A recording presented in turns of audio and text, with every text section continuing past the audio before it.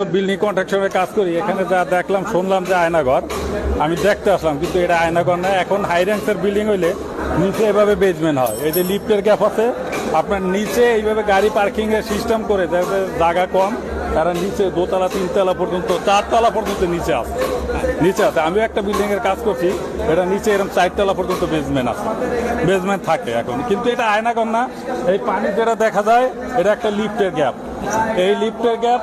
এবং এই পানির দৈনিক হেঁচা লাগে সামাক জীবল পাম্প দিয়া, না হাতলে এইভাবে পানি জমতে জমতে ওই পানির জন্যই থাকবে, বাড়তেই থাকবে।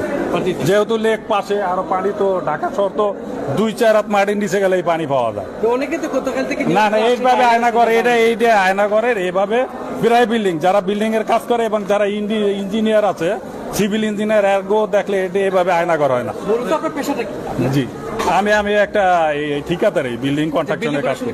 জি জি, না না, এটা আয়নাঘর হয় না, এভাবে আয়নাঘর, এভাবে না না, এভাবে আয়নাঘর হয় না। এই যে গ্যাপটা দেখা যায়, এটা লিফটের গ্যাপ, ঠিক আছে। কিন্তু অনেকে দেখা গেছে এরা বুঝে না, এরকম বেসমেন্টে যায় নাই, বাসা বাড়ি ফেলা নিয়ে থাকে, নিচে পর্যন্ত যাওয়া হয় না, কিন্তু ভয়ানক লাগে অনেকের কাছে। আমরা যে কাজ করি,